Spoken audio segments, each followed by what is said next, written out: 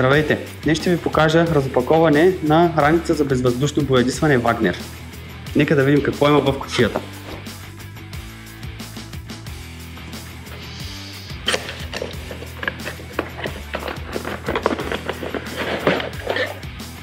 Зарядно устройство за батерията, 7 метров маркуш,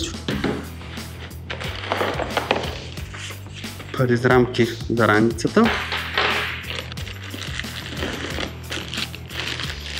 книжка с опътване,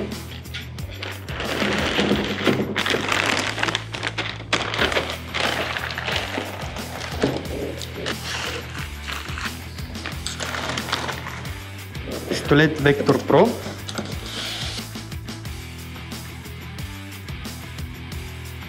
това е машината.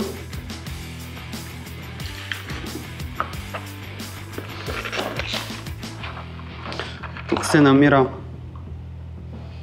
манометър, който служи за регулиране на налягането.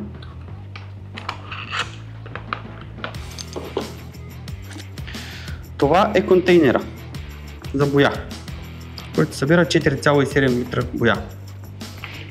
Затварянето се извършва по този начин. Тук се намира мястото, където се закача маркуча. Бутон, който служи за рециркулация.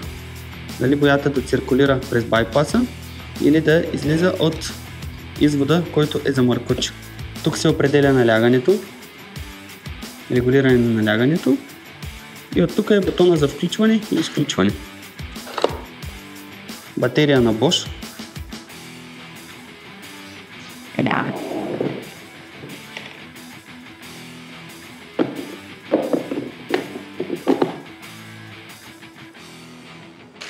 Към машината получавате и